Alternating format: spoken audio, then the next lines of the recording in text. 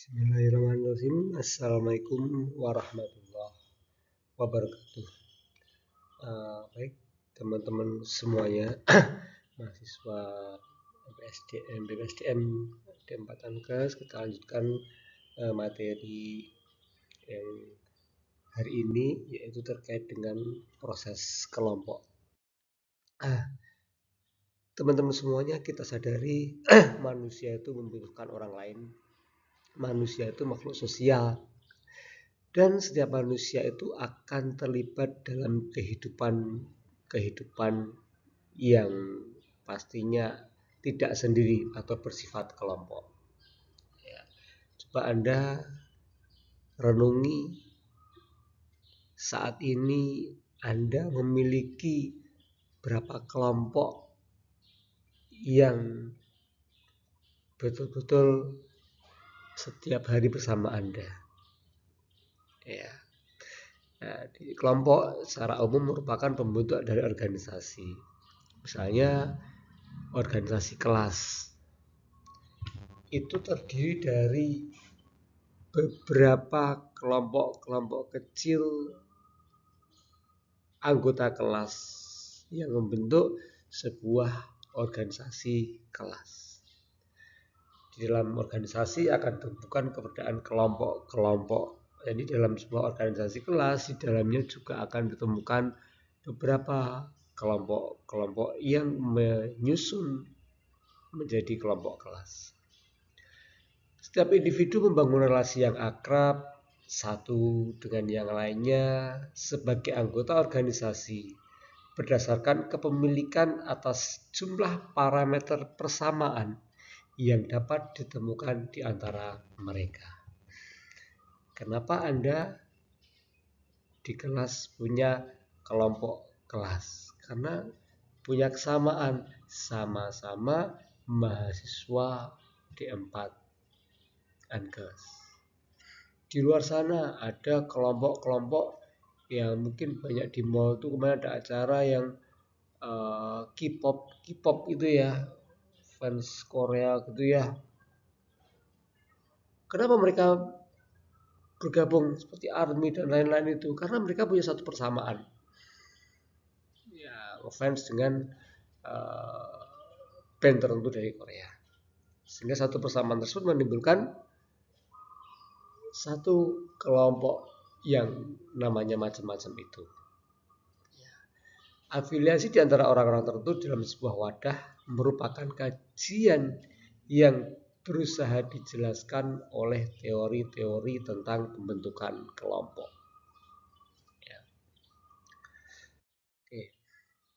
Karakteristik kelompok. Reitz mengutarakan beberapa karakteristik yang menonjol di suatu kelompok, yaitu adanya 2 orang atau lebih. Ya, coba Anda punya kelompok, ya. Tentunya kelompok Anda itu terdiri dari 2 orang atau lebih. Tidak mungkin kelompok itu muncul karena hanya ada 1 orang Anda sendiri. Itu tidak mungkin. Sehingga syarat atau karakteristik Anda memiliki kelompok adalah terdiri dari 2 orang atau lebih. Setelah 2 orang atau lebih itu terpenuhi, yang kedua adalah harus ada interaksi satu dengan yang lainnya. Kalau 2 orang itu saling berkumpul, saling menganggap sama tapi tidak ada komunikasi, belum bisa menjadi satu kelompok.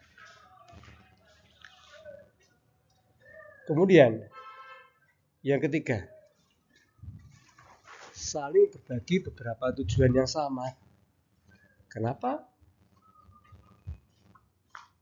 berkumpul di mall untuk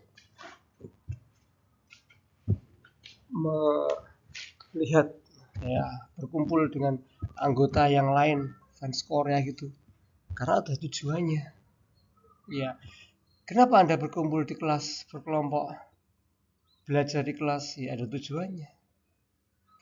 Kemudian yang keempat, karakteristik sebuah kelompok yaitu melihat dirinya sebagai suatu kelompok, bagian dari kelompok. Kalau Anda memiliki kesamaan tujuan, namun Anda tidak menganggap Anda itu menjadi satu bagian mereka, maka juga itu bukan sebuah kelompok.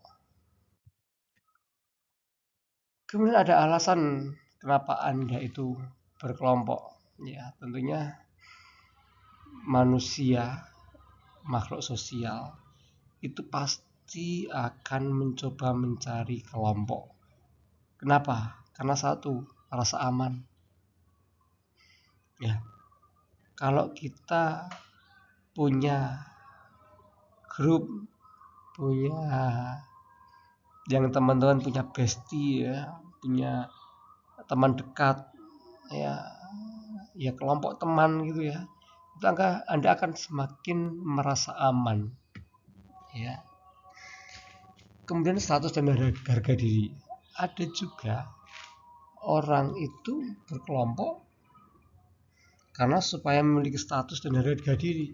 Saya anggota misalnya ormas apa gitu ya, yang memiliki status yang tinggi itu, anggota motor itu ya, itu memiliki status yang kelihatan bagus gitu ya, dan harga diri juga menjadi alasan di sana. Kemudian kebutuhan akan interaksi dan afiliasi. Manusia itu sangat membutuhkan interaksi dan afiliasi dengan orang lain.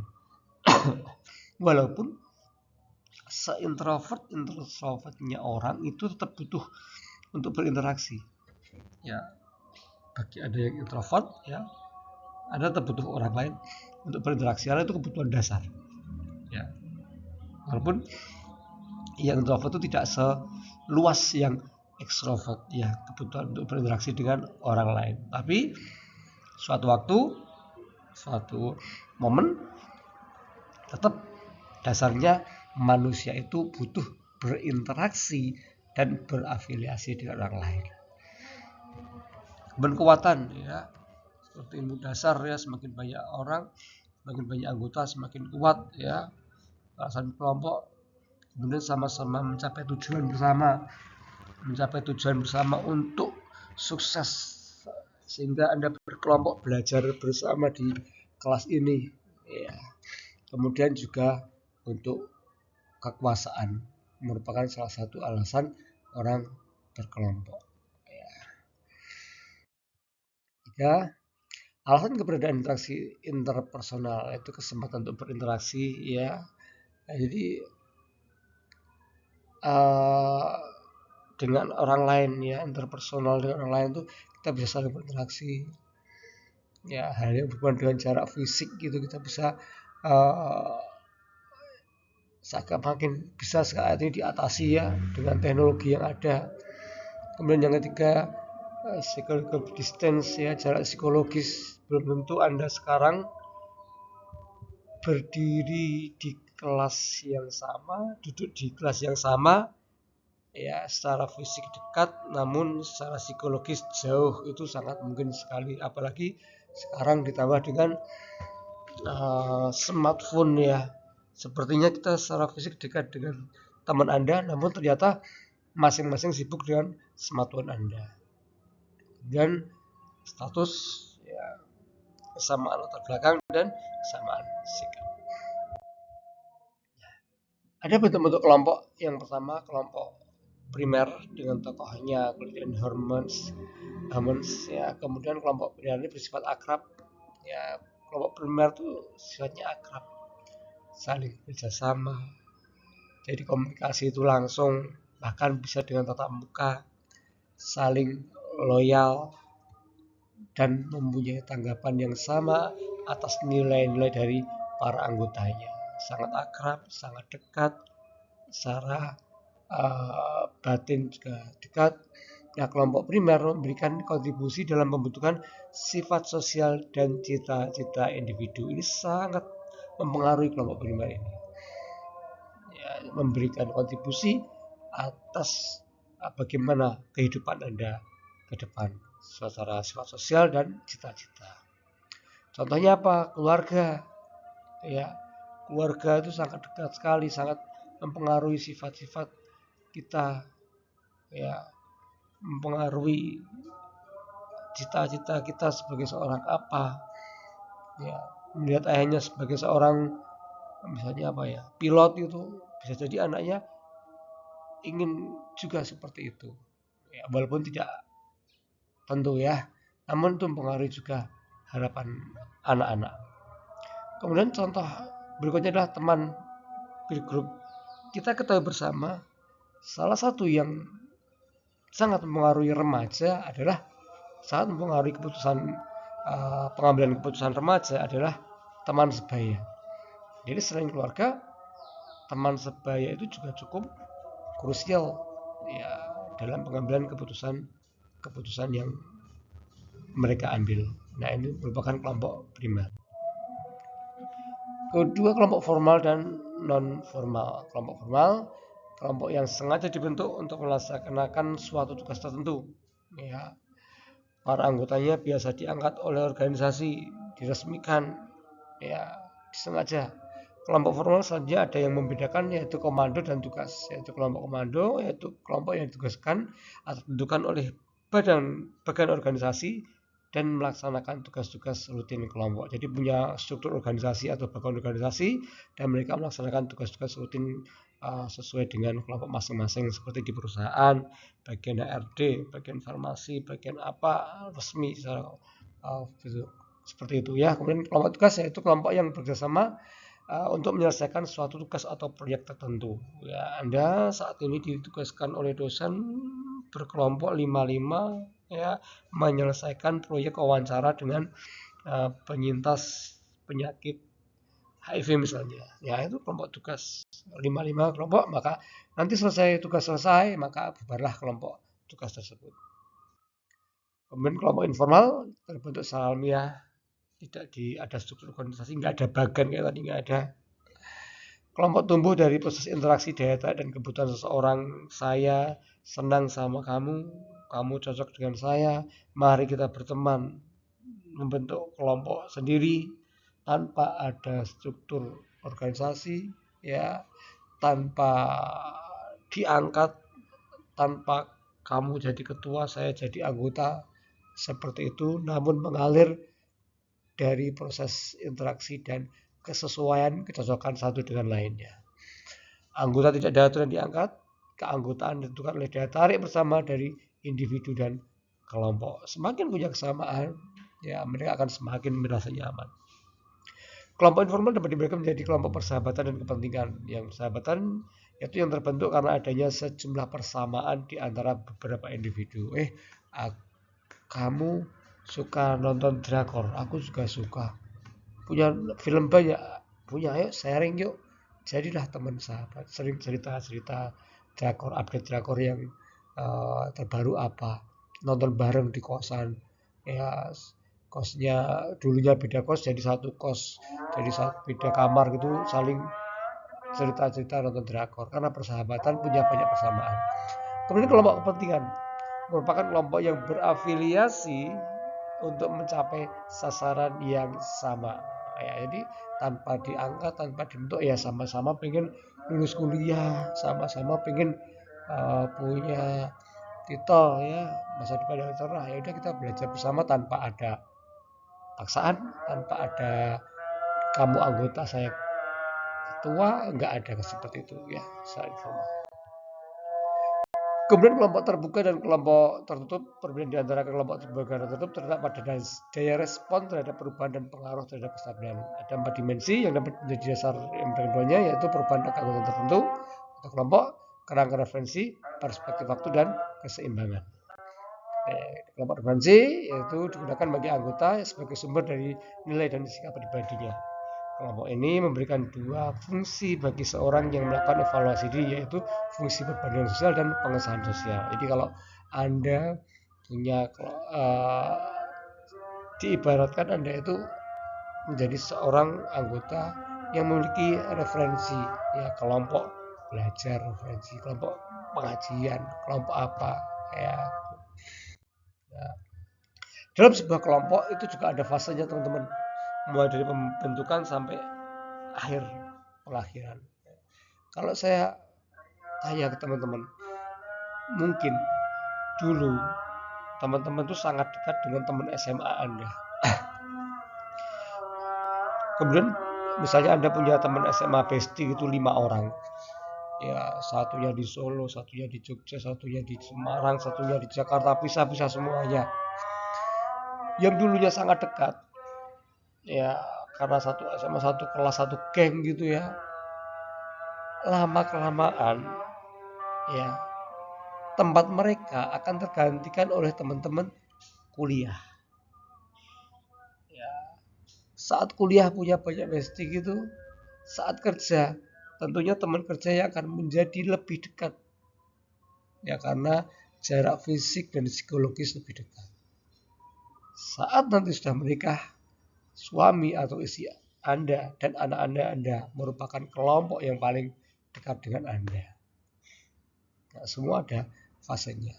Oke, fase yang pertama, pembentukan. Keadaan ketidakpastian akan tujuan, struktur, dan kepemimpinan harus dihadapi. Fase ini berakhir ketika anggota kelompok menyadari mereka sebagai sebuah entitas yang satu. Ini fase forming atau pembentukan. Jadi ya kalau kelompok misalnya pertemanan waktu masuk kampus pertama kali ya nggak ada yang membentuk, mengalir aja gitu ya, mengalir kemudian kok cocok dengan A B C, udah kami mengalir aja berkelompok ya, akhirnya menyadari kalau kami punya satu entitas yang perlu kita pertahankan. Storming merebut hati, adanya konflik intrapersonal atau kelompok tadi ya. Kelompok ya, kelompok itu pasti ada masalah ya, walaupun sekecil apapun kelompok itu pasti ada masalah. Terbentuknya hierarki yang relatif jelas dalam kelompok akan membawa kelompok menapaki fase selanjutnya ya, walaupun kalau organisasi resmi ya ada hierarki secara jelas ketua dan anggota, namun kalau kelompok yang tidak resmi, hierarki itu hanya bersifat ya pertemanan ya, kamu dekat dengan aku dekat kamu ya, itu fase merebut hati ya, kita saling berteman ya, ya laki-laki misalnya saling suka main PS bersama, ya udah kita membentuk kelompok main PS gitu setelah tugas-tugas selesai, liburan ya nggak masalah ya. Norming mengatur norma, terbentuknya kohesi keterpaduan dalam kelompok, struktur kelompok solid, harapan dan perilaku kelompok dirumuskan secara benar dan diterima anggotanya ya. Norma ini tidak harus tertulis teman-teman ya, sama-sama disepakati tanpa harus ditulis tuh termasuk norma ya. Ya mungkin teman-teman geng itu punya norma masing-masing. Kalau di tempat saya, geng saya, kelompok saya, kalau kami lagi ngumpul jangan ada yang merokok dan megang HP waktu kita ngobrol. Ya udah sampai sekarang kami kalau ngumpul gitu ya tidak ada yang merokok dan tidak pegang HP. HP kita taruh di tengah. Ya, kemudian perform ya, melaksanakan, setiap anggota mengetahui kewajiban, hak dan peran masing-masing dalam melaksanakan tugas kelompok. Dan yang terakhir adalah adjourning atau pengakhiran.